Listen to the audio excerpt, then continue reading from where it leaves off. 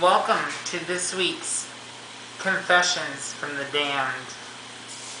I am your host, Sarah. So this week, we're going to go into the aftermath of the aftermath. So, if you can understand me, because I have a new face on this week. So, let's take a look. Let's see here, this is episode 9. It looks like this episode is called Soulless. So, let's get into that and see where that's going. What is a soul? The incorporeal and immortal essence of living human being? What about a soulmate? Someone with whom someone else has a feeling of deep or all-natural affinity attached to your immortal soul? A soulmate that maybe you had a brief past life experience with. It's just a feeling that you get in your gut. Even though it may never work out, you have that weird connection to them. But what happens when or if you sell that soul? Do you not get a soulmate?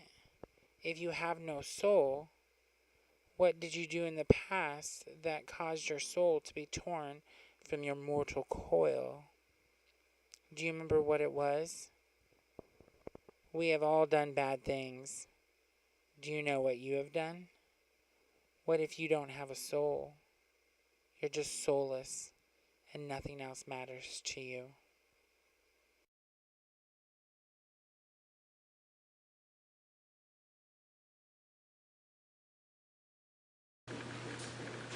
The next morning, the storm that came in the night before had only left a few inches of snow on the ground.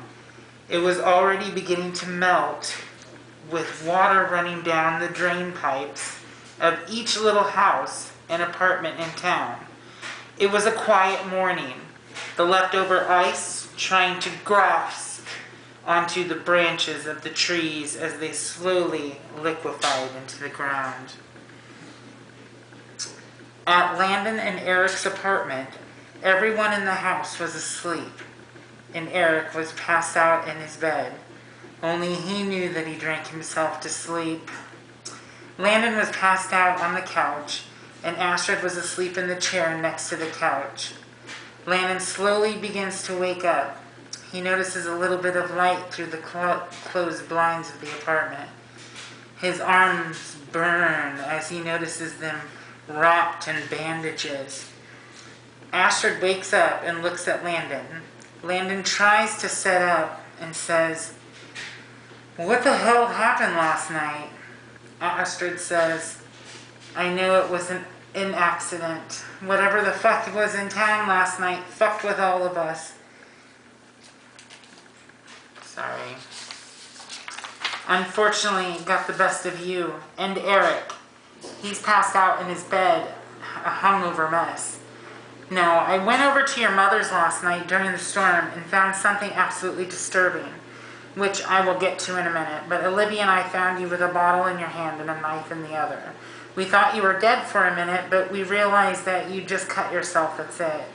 Landon says, "Oh God. Astrid, I'm so sorry." Astrid says, "Yeah, well don't be doing that shit anymore. Plus you'll ruin your skin. Trust me, I've been there before." Landon says, "So what did you find out?" Astrid gets up and walks into the kitchen. She comes back a few minutes later with 2 glasses of water. She hands one to Landon and she sits down with the other. She says, "Your mother or someone conjured up an old ancient curse with Lucifer himself.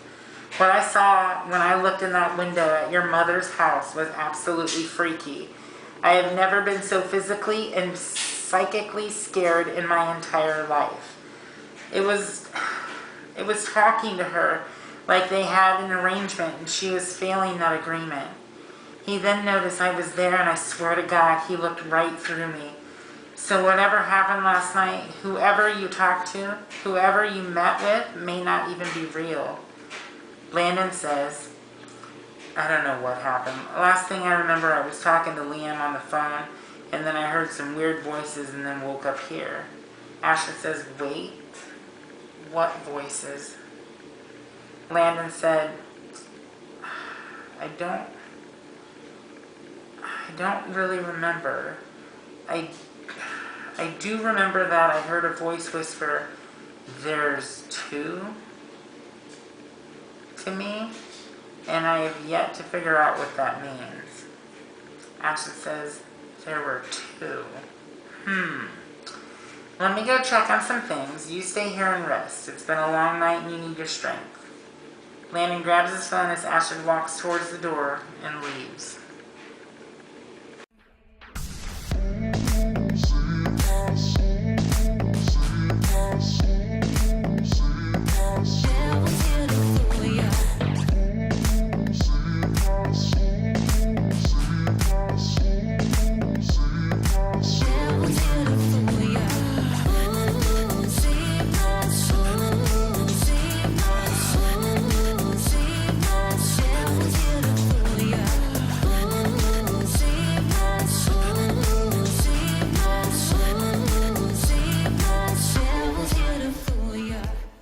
Say something, I'm giving up on you.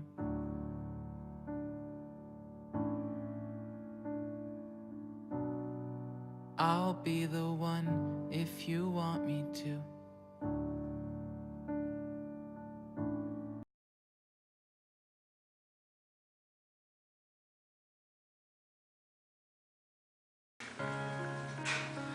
Olivia pulls up in her car and parks in front of Lana's apartment complex. She gets out and locks her car, begins walking towards the entrance, and walks into the building. She walks down the hallway on the first floor that leads her to Lana's apartment. She gets ready to knock on the door, and the door just opens. She slowly walks into the apartment and calls out Lana's name twice. Lana! Lana! She walks into the doorway of the kitchen, and there lying on the broken dining room table was a dead Lana. Her eyes were wide open, and blood had dried around her mouth. Olivia stood there in shock and put her hands over her mouth, and a loud scream comes out of her mouth.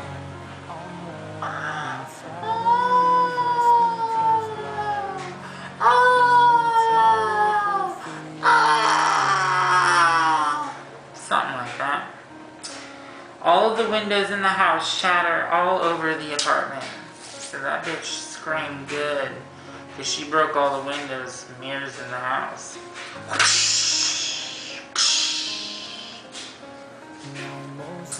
Now Olivia stands outside the apartment complex as paramedics take Lana's lifeless, soulless body away and stick it in the ambulance. Tears are rolling down her eyes when Landon shows up and she has to stop him from running over to the ambulance. He starts quietly screaming and crying. Olivia holds him back and they cup each other in their arms. Tears run down both of their eyes as the ambulance drives away with Lana inside of it.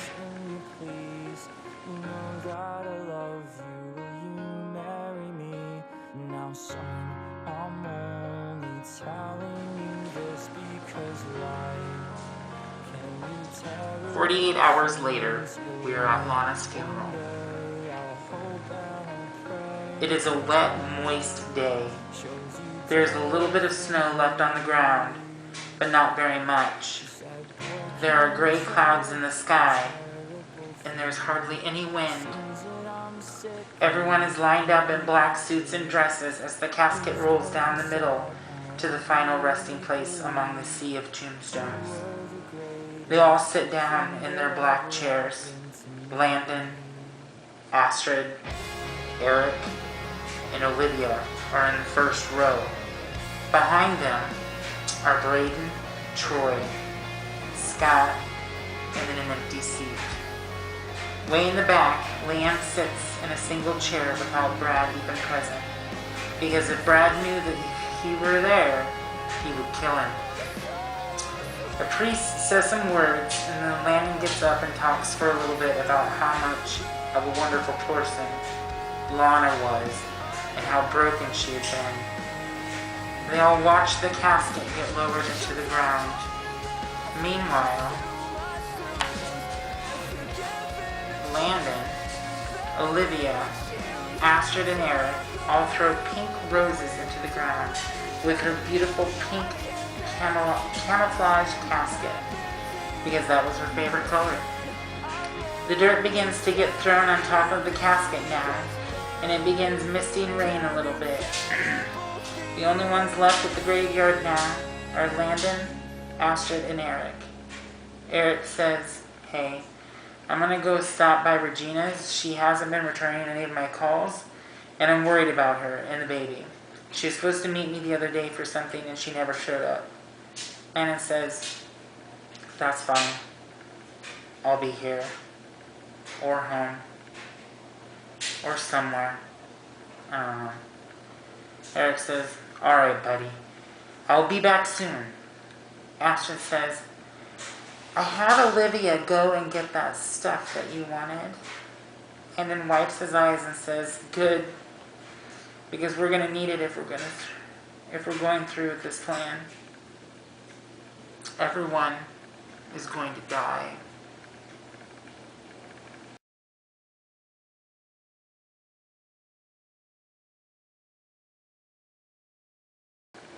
Regina is working at her department store when a man approaches her and says, "Miss, can you help me find the manager, please?" Regina steps off of a stepladder and walks over to the man and says, "Why, yes, I'm the manager on duty currently. How can I help you?" The man shakes her hand and says, "Why, hello, Regina. I am your new store manager. I'm Leo." Regina says, "Why, Leo, that's a great name.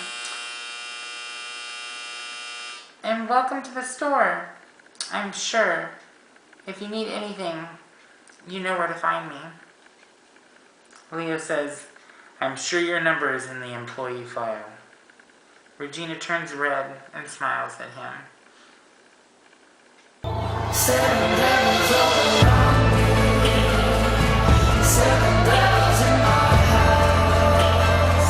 Together I will come this morning, and I'll be dead before the day is done. Seven devils all around you. Seven devils in your house. See, I was dead when I..."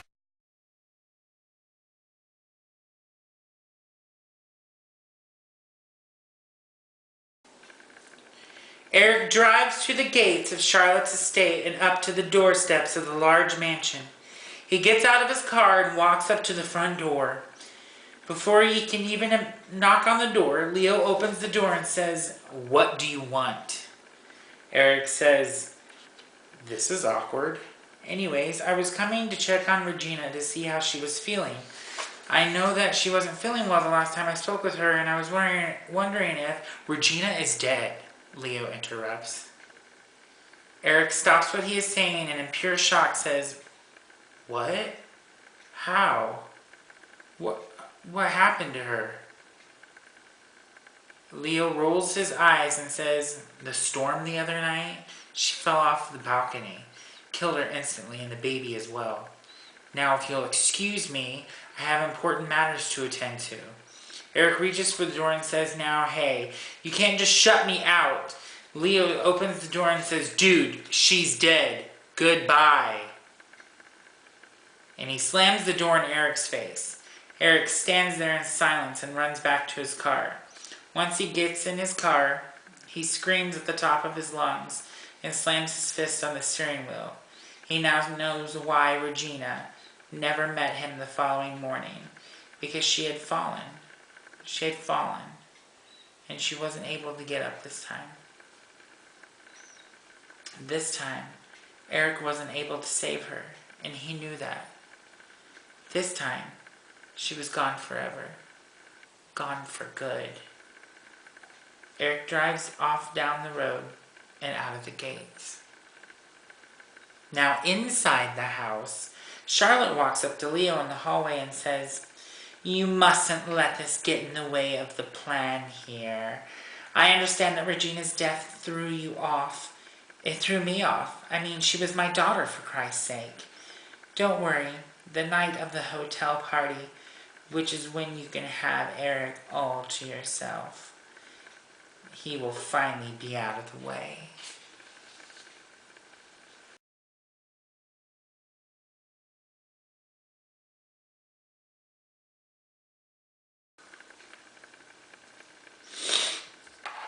Landon is lying on the couch when his phone rings. It's Astrid. He answers the phone and Astrid begins talking.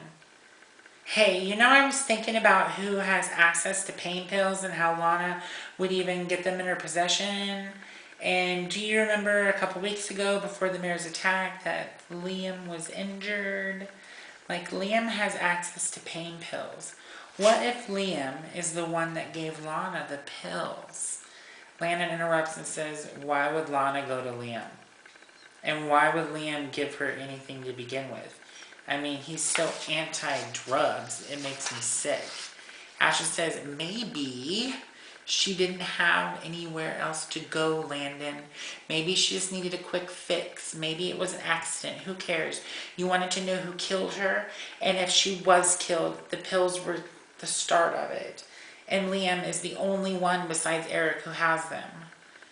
Landon says, yeah, and Eric is too much of a mess and selfish to share his pills. Ashton says, just look into it. Landon hangs up his phone and slinks back into the couch and his mind wanders. After the last few days, could he even really trust Liam? I mean, Liam did tell him to basically go fuck himself and to leave him alone. Or did he? Was it really the devil? Landon was confused. He didn't know what lie or truth to believe anymore. Why would someone that he cares so much be such an asshole and do that to his best friend? Landon sat there and thoughts just ran through his head, driving him to the point of madness.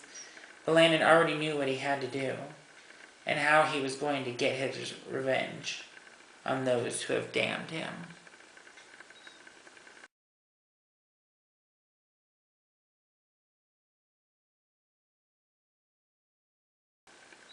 Astrid opens the door to Olivia's shop and walks inside the store. Olivia hears the bell above the door and starts to say hello when she notices that it is just Astrid. Olivia says, hey, come back in the office with me. I have exactly what you asked for. Olivia walks into the back office followed by Astrid. Olivia gets out a box with Wolf's Bane in it. She walks over to the side and grabs another box with vials in it. Olivia says, alright. So here is all the Wolf's Bane that I have in storage, and then here is all the Vervain that I have in stock. None of the vampires know that I keep a stock of it here on site. So what exactly is Landon going to do with all this stuff? Astrid grabs one of the boxes and says, honestly, you don't want to know. I would just stay clear of the hotel tomorrow night because it is going to be a bloodbath. Here. Help me carry these to the car, would you? Olivia says, sure, but please tell Landon to be safe. Wolfsbane can hurt him as well. Alright, well, I'll be home all weekend for the holidays if you guys go to the hotel and then blow that popsicle stand. Astrid laughs at her amusement and says, alright, I'm sure we will have enough to worry about.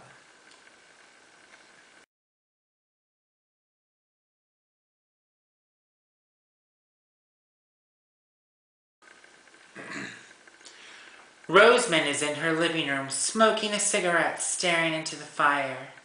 She is thinking about everything that is going on and how it all got out of control with the fact that her sister betrayed her like this. She doesn't know if she can stop Charlotte on her own, so she was pondering a chance to maybe tell Landon. But what if Landon flipped out and just killed her? No, Landon wouldn't do that. She was his mother, and he was her son. All of a sudden, Charlotte walks into her living room unannounced and says, oh, sister, why so down? It's as if someone literally stabbed you in the back. She walks over and stands in front of the fire. Rosemund immediately stands up and says, "What in the hell are you doing here? You are lucky I don't kill you right now." Charlotte begins laughing and says, "You and what pack? Because you can barely stand, let alone have anyone to back you up. Not with what I have coming for everyone tomorrow night. And it's such a pity that you won't be there. I am going to miss your spunky personality. No, please, sit back down. I just stopped by to tell you to make sure that you back the fuck off now. I really don't want to hurt you again, sis. It just wouldn't feel right. Especially after all of those years that I helped raise your other..."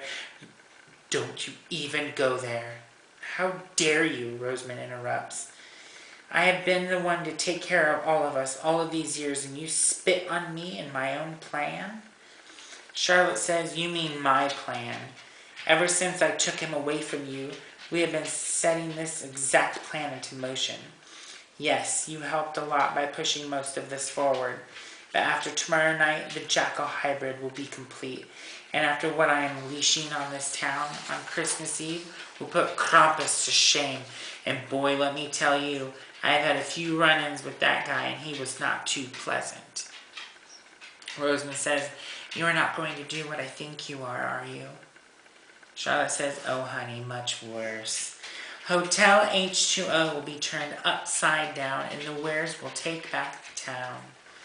Then the birth of the great wolf will come into motion, and this town will be swallowed by the mouth of hell, along with the rest of the world. And dear sister, I hope you can come to your senses and join us on that dark edge. You have until midnight to deliver my answer. If not, then I will take your non-response as part of the rest of your pack, and you will be swallowed with everyone here, including your son." Charlotte begins walking out of the room as Rosemund says, "Oh, you've got another thing coming, let me tell you." Charlotte walks out of the door and says, "Midnight." Rosemund sets her cigarette in the ashtray and throws it against the fireplace and screams.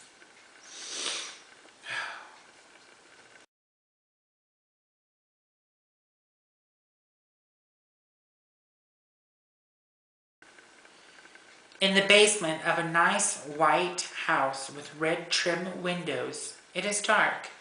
There is a little light coming in as the windows have been spray painted over with black. There are 6 tubes running into the mare's body, 3 on the left side and 3 on the right side. Each tube is feeding the mare blood. There are 2 men in the room with the mare. They are his most trusted security men. He begins to speak as he tells his men that this little setback isn't stopping him from going to the tree lighting ceremony at the hotel. He wants the hotel filled with as many vampires as they can find, and they all need to be armed as well. He is not going to be surprised when trouble happens, since all of the packs and vampires are going to be at the hotel in one place. He wants to have the witches cast a spell over the building so that no one is able to get out once the ceremony proceeds. The only way the spell is undone is by the death of the mayor himself, and he likely doubts that is going to happen. The 2 men pick up his cell phone and dial a number. The mayor takes the phone and a woman answers the phone. The mayor says, "Everything is in place for the Wares tomorrow, correct?" The woman says, "Yes, Mayor. Everything is in order." The mayor says, "Good. I want everything to go perfectly." He hangs up the phone and hands it to his 2 men. The mayor says, "Even the powers that be can't stop me."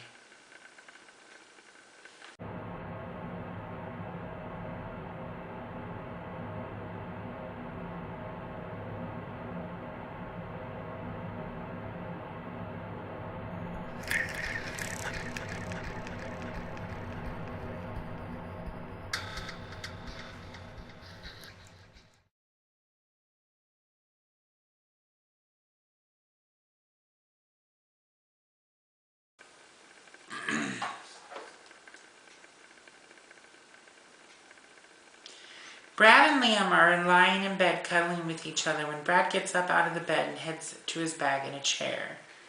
Brad says, "You know, you should really try to get involved in the pack here. That Landon character seems like he would be pretty easy to fuck over." Liam turns to him and says, now, I told you that I'm not that kind of person, and I wouldn't want to lead him on and then, I don't know, do something I would regret. Plus, I have you, so why would he think I was even interested? Brad begins waving a pendulum in front of Liam's face.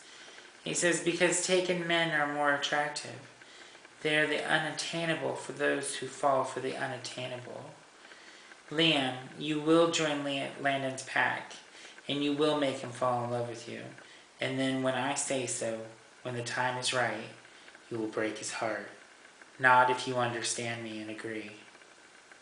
Liam nods his head yes, and Brad puts the pendulum down and kisses Liam on the lips. Liam snaps out of it and says, no, really, I don't know. Sure, I guess? What could the harm be in being more sociable, I suppose? Brad grabs him and kisses him passionately on the lips, and they roll over in bed together.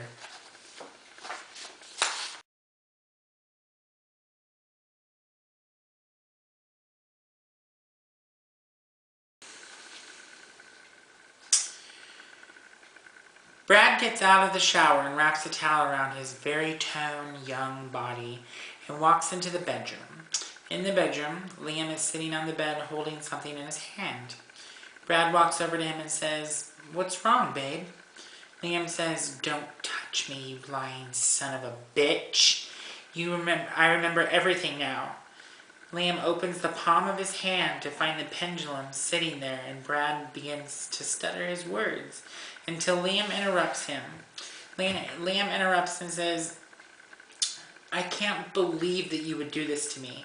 That pack has turned you into something I don't even want to think of. You have turned me into a horrible person. How could you do that to me? How could you do that to us? We were so good until we moved here. I want you gone after the tree lighting ceremony tomorrow. You can go alone. Maybe your other boyfriend will be there. Brad says, Liam, do not do this. I love you. Liam says, don't you even say that to me right now. Someone who loves someone wouldn't do that to them. Brad says, fine, dick. I'll be gone by morning. I got a room at the hotel anyways. Liam says, fine, fucker. Don't let the door hit you on the way out.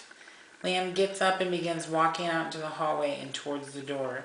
Brad says, where the fuck are you going? Liam says, now that is none of your business. Liam walks out of the door and slams the door shut behind him. Outside in the hallway, he collapses to the floor and begins sobbing.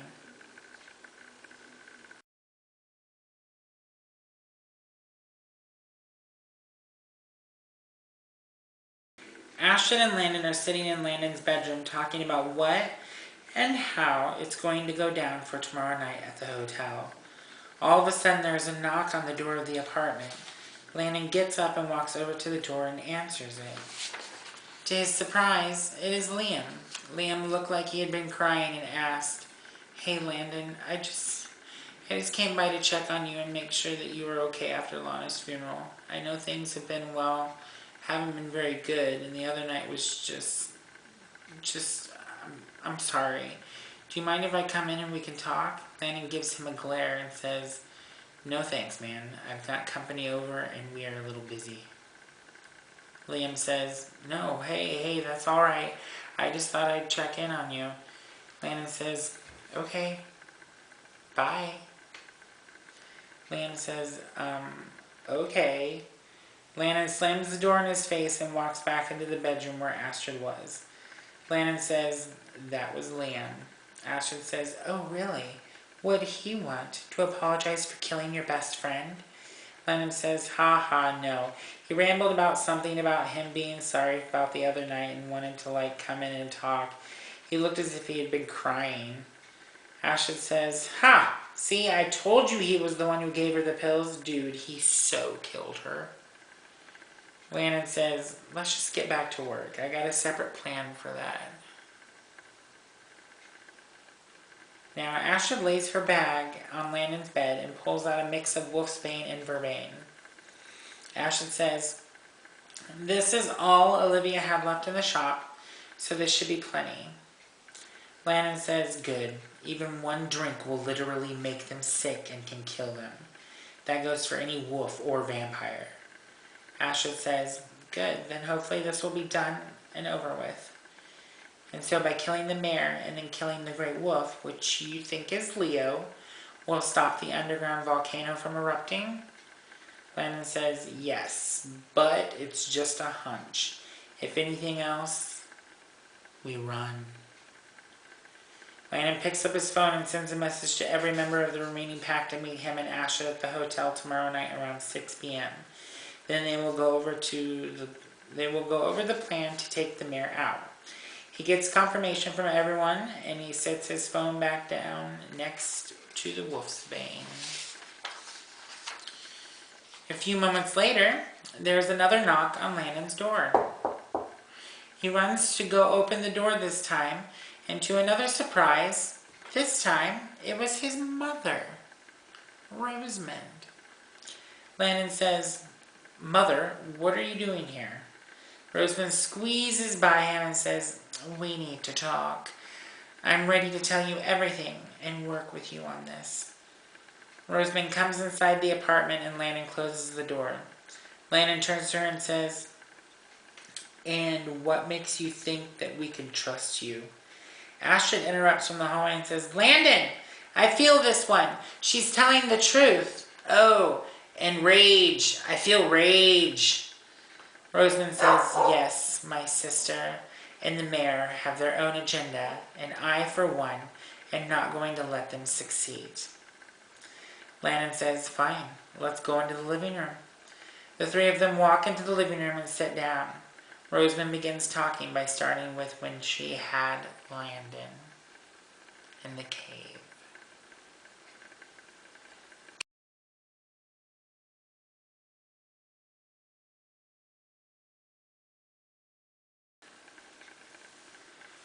Charlotte is standing by the fireplace in her living room, staring at her beautiful white, red, and black Christmas tree. She is admiring the beauty of it, especially the fact that the red lights on the white tree make it appear as if the tree is covered in blood. She notices it is midnight. She opens a spell book lying on the coffee table and throws something into the fire. She begins speaking different tongues, and Latin begins coming out of her mouth. She takes a dagger and slices her palm open and squeezes blood into the fire. All of a sudden, the house begins to shake a little bit. In the darkness of the room appears a Santa Claus-type figure and a snout coming out from underneath the Santa hat. Charlotte yells, Balthazar! Welcome to 2015. The wolf hidden in the Santa outfit begins to howl. The howl echoes through the hallways of Charlotte's house and begins to fill the air outside. Oh!